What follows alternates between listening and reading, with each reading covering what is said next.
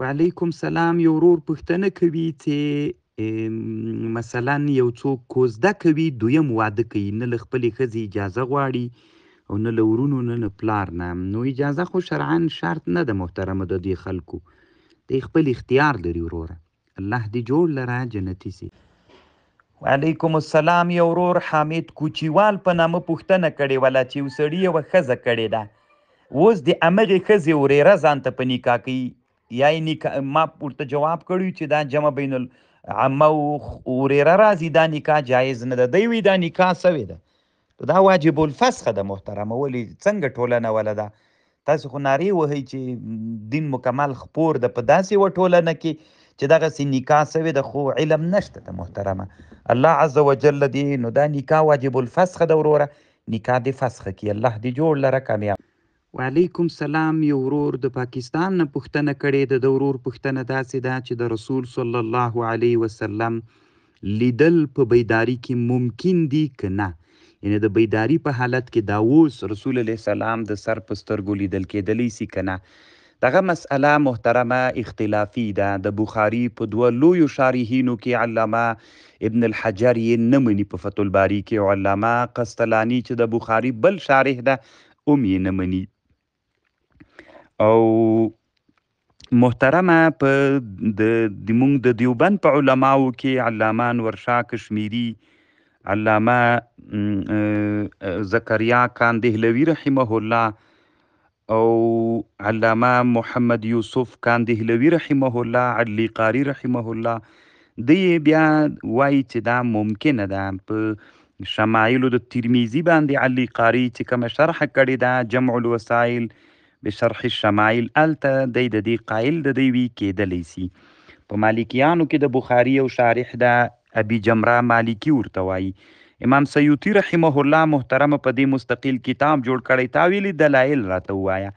ښه خبردار ده وروره چې په دې مسئله باندې ته تنویر الحلق فی امکان الرؤیة الرسول والملک دغه کتاب وګوره، نو د په باندې ډیر اوږد بحث کړی ده وروره. او علامه یوسف نبهانی په دې باندې بحث کړی ده په جامع المعجزات کتاب کې، او ډیر بحث چې په دې مسئله باندې کړی ده. یو بل عالم ممکن چې ابن طولون ده، دغه په دې مسئله کتاب سته، خو دا د امام سیوطي کتاب په اسانه پیدا کېدلی سي وروره.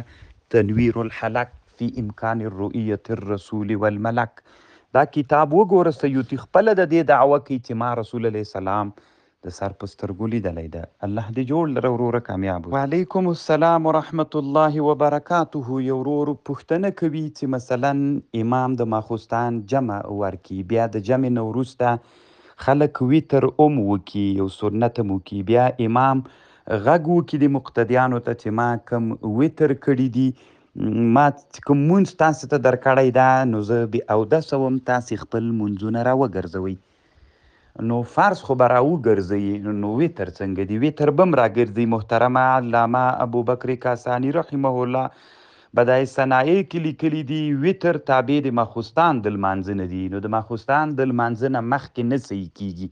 نو دغه صورت کې چې د دوی فرض ادا سي، نو فرض خو باطل سول، نو چې باطل سول نو که دا ویتر صحیح سي نو له فرضو نه مخکې وسول، نو فرض به وروسته کیږي ترنه، نو دا صحیح نه ده محترمه. دا اعاده به د ویترو بیرته راګرځوي. الله پاک دې روغ جوړ لره. هغه خبر علامه ابوبکر کاسانی رحمه الله په بدایع صنایع کې ذکر کړی ده. وعلیکم السلام. زرقاوي اشنا په نامه یو ورور پوښتنه کړې چې دا کم سرحدونه چې اوس دي، دا سرحدونه اسلام کې اصل لري کنه؟ محترمه د اسلام سرحد باید د کفر سره وي. هغه سرحدونه چې جوړ سوي دي دا اسلامي امتونه په دې ټوټه سوي دي. اسلام کې هیڅ اصل نه لري محترمه. سرحد په اسلام کې نشته ده. اسلام کې یعنی د مسلمانانو په منځ کې سرحد نشته ده. مسلمانان ټول ورونه دي، نو د دوی په مابین کې کم خطونه چې جوړ سوي دي دا د مسلمانانو له اختیار نه وتلي دي، دې ته اسلامي امت مجبور کړل سوی ده. خو اسلامي امت ضعیف ده، نو د ضعف د وجې نه اسلامي امت نسی کولی چې له دې نه، ځکه نن په اسلامي دنیا، نن چې په دنیا کې یو سړی حکومت ولی کوي نو بین المللي قوانین به مني، ضعیف یې که یې ونه مني نو داسې الله دې وکړي چې اسلامي امت ته خپل زور بیرته حاصل سي، اسلامي امت قوت پیدا کړي. موږ هره ورځ نارې وهو چې ای اسلامي امته، ای علماو، ای د مدارسو طالبانو، ای د پوهنتون ځوانانو، د الله په خاطر باندې علوم رواج کوي، علم کې انتها ته ورسیږئ چې د علم په برکت باندې موږ قوت پیدا کو او دا سرحدونه ونړو. دوی بیا وی نه مې بزیو صدرا ناروا بللې ده، نو چې دغه مې بزیو صدرا وي ټول عمر به اسلامي امت دغسې ذلیل وي، سرحد به له ډاره نسي ډنګولی، له سرحد نه به راوښتلی نسي. دا هیڅ اسلام کې محترمه شتون نه لري. د اسلام په منځ کې سرحد نشته. سرحد د اسلام د کفر سره ده وروره. رباط یوم فی سبیل الله خیر من الدنیا و ما فیها. هغې نه هغه رباط و سنګر مراد ده وروره چې د کفر په سرحد باندې پروت دي. الله پاک دروغ جوړ لري. وعلیکم سلام ورحمت الله وبرکاته. یو ورور وایي چې په مسافر باندې قرباني نشته. محترم هغه شرعي مسافر مراد ده ترېنه، هغه مسافر چې اندازه د سفر یې کړي وي او د 15 ورځو نه یې کمه موده اراده وي، او دغه مسافر چې موږ د سعودي مسافر چې 2 کاله 3 کاله تیروي او یا په اروپا او په غرب کې یا په نورو هیوادونو کې موږ ورته مسافر وایو، خو دا شرعي مسافر نه دي. په دې ټولو قرباني واجبه ده وروره چې مالک د نصاب وګرځېږي. الله پاک دې روغ جوړ لري.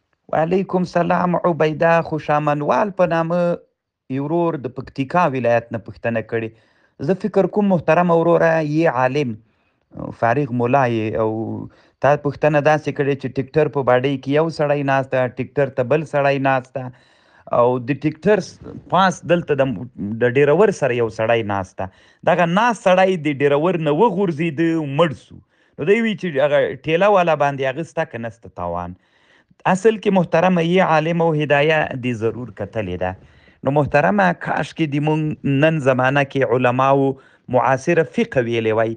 تا هغه د وښې مسله یا د دابې مسله چې ردیف ورسره ناست دي نو هغه ثقل مړ کړی ده، ځکه په دواړو هغه دواړه مباشر دي. او نن محترمه د ټیکټر چې مړ سوی ده موټروان مباشر ده محترمه، او هغه ټیله کې چې ورسره ناست هغه هیڅ چیم نه ده وروره، ځکه د هغه په ثقل باندې نه ده مړ سوی، دا ټول د موټر ثقل د 100 په 100 کې. نو نن احکام محترمه د موټرو په حق کې بیل احکام دي ټول موټروان باندې. که موټروان ملامت وي زمان په ده ده، ځکه دی مباشر متعدي ده، او هغه شاته چې ناست هغه هیڅ چیم نه ده، یعنې هیڅ مباشر ده نه، مسبب هم لا نه ده وروره، په هغه باندې شرعا هیڅ شی نسته. دا معاصر علما په دغه مسایلو بحث کوي، حوادث المرور ورته وایي. الله دې جوړ لره وروره، کامیاب